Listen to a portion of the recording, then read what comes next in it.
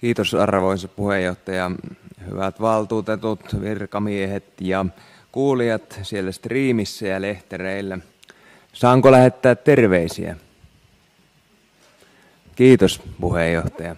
Lähetän terveisiä Helsinkiin Petteri Orpolle ja kokoomusjohtoiselle hallitukselle, että en hyväksy tätä julkisen terveydenhuollon rapauttamista, enkä myöskään hyväksy näitä miljoonaluokan yritystukia. Esimerkiksi 10 suurinta yritystukea saavat yritykset saivat vuonna 2023 100 miljoonaa euroa.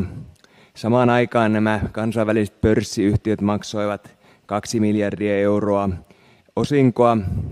Lisäksi yksityiselle puolelle lapattiin, kuten tuossa valtuutettu Järvinen totesi, 500 miljoonaa. Ja yhtä aikaa meidän pitää täällä tehdä 10 miljoonien säästöjä. Tämä yhtälö ei mielestäni kohtaa. Mutta sitten haluan myös lähettää terveisiä kaikille Eloisan työntekijöille. Laitoin tänään Eloisan hupparin päälle ihan vain solidaarisuuden eleenä, että kyllä ymmärrän huolenne ja olen teidän kanssanne siinä ja tuntuu suuresti pahalta seurata näitä meidän huolestuttavia sopeutustoimia ja joudun itsekin äänestämään varmasti monien sopeutustoimien puolesta. Ei voi niin kuin tässä tilanteessa muuta tehdä. Meillä on tämä hirveä paine tästä taloustilanteesta, mutta myös tässä sen lisäksi, että lähetän terveisiä, niin tuon hieman terveisiä tuolta Savonlinna tarvitsee keskussairaalan kansalaisryhmältä. Heidän vastineensa oli tässä tällainen. Eli huolemme ovat tiivistetysti seuraavat. Lakiesitys vaarantaa potilasturvallisuuden ja perustuslain edellyttämät yhdenvertaiset palvelut. Ja raskaan kirurgisen toiminnan lopettaminen vaikuttaa koulutusnäkymiin. Ja sitten myös nämä säästöt eivät tule toteutumaan ja vaikuttaa negatiivisesti kansalaisten talouteen ja hyvinvointiin ja romahduttaa Savonlinnan seudun elinvoiman. Ja sairaalapalvelut lähellä itärajaa ovat tarpeellisia kriiseihin varautumisessa. Lisäksi olen saanut paljon viestiä työntekijöiltä, että riittävällä laajuudella ei ole kuultu heitä. Kuulemistilaisuuksia on kyllä pidetty useita, mutta ilmeisesti sitten ei ole otettu huomioon riittävällä laajuudella näitä. Ja kysyin seminaarissa muun muassa, että kirurgien neuvottelupyyntöihin ei ole vastattu, heidän kanssa ei ole neuvoteltu, ja tähän en saanut vastausta, että miksi ei ole neuvoteltu. Kysyin sitä 2 kertaa ja valtuutettu Koskela vielä kerran. Sain sitten lopulta vastaukset, että prosesseissa on kehittämistä.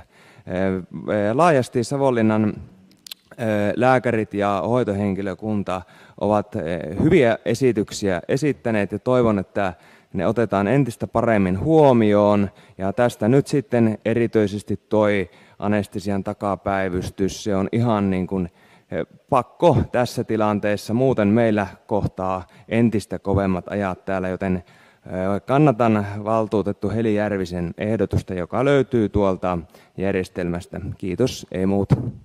Kiitos. Ja tuli tuosta valtuutettu Nieminiityn puheenvuorosta mieleen. Olen tässä noista palveluseteleistä silloin tällöin itsekin kysynyt, kun olen täällä näistä nepsy-lasten perheiden huolta kantanut ja kuullut Savonlinnasta muun muassa, että he eivät ole saaneet mielestään tarpeeksi palvelua ja esimerkiksi vaikka Rantasalmellakin oli joku perhe, joka on sitten edellytetty menemään hyvinkin kauas, jos meinaa saada tukea siihen arkeensa.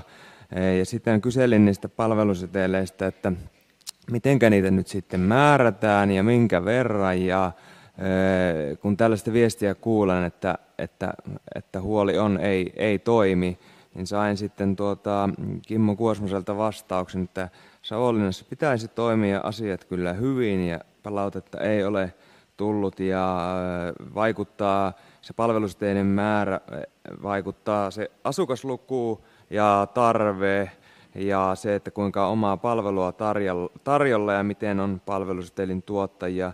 Tokihan se on tietenkin järkevää, että omana palveluna järjestetään, on se nyt huomattavasti halvempaa, mutta mistä sitten tällainen viesti, jota useilta perheiltä olen kuullut, johtuu? Ja jos niitä palvelusetelien määriä sitten ihan lasketaan, niin niissä on aika kova epäsuhta, että jos meidän pienemmissä kunnissa puhutaan yksittäisistä kappaleista, Savonlinnassa vajaasta 100 ja Pieksämäessä reilusta 100, niin Mikkelissä noin 800. Eli sehän on erittäin huomattava kustannus, niin mistähän tämä nyt sitten johtuu? Tätä minä tässä ihmettelen ja kyselen. Kiitos. Kiitos arvoisa puheenjohtaja. Luotan asiantuntijoihin ja tässä tapauksessa kannatan tietenkin ehdottomasti Panu Peitsaron esitystä. Se on hyvin perusteltu, monipuolinen.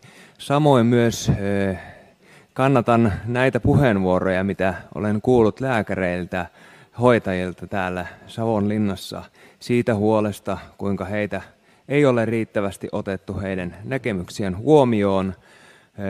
Eli kyllähän tässä nyt tietysti laki antaa todella ikäviä rajoituksia meille ja se nyt on kaikin puolin ihan älyttömiäkin juttuja siellä, että rajataan sellaisia mahdollisuuksia, mitä me voisimme täällä hienosti vielä toteuttaa ja pitää alueen elinvoimaa yllä, mutta sitten on vaan pakko runnoa ne omat asiat siellä läpi, että siellä sote-valiokunnassa nyt semmoinen pienen pikkiriikkinen myönnytys saatiin, mutta on se kyllä aika surullista touhua seurata sitä, mutta mikäli nyt tämä Panun esitys ei sitten tule hyväksytyksi, niin tulen sitten Savonlinnan sairaalan osalta jättämään kyllä eriävän mielipiteen, kuten jätin myös aluehallituksessa, koska en halua itse ottaa ainakaan omalle kontolle potilasturvallisuuden vaarantumista ja sitten jopa peräti näitä rikosoikeudellista vastuuta ja tietenkin sitä aluetaloudellisesti merkittäviä vaikutuksia. No, aika näyttää, mitäkä sitten siitä tuleekaan. Toivotaan, että hyvin meidän käy. Mutta jos nyt jostain syystä tosiaan ei mene tuo läpi, niin muistutan kannatukseni Heli Järvisen esitykselle alussa, eli se anesteesia nyt vähintäänkin. Kiitos, ei muuta.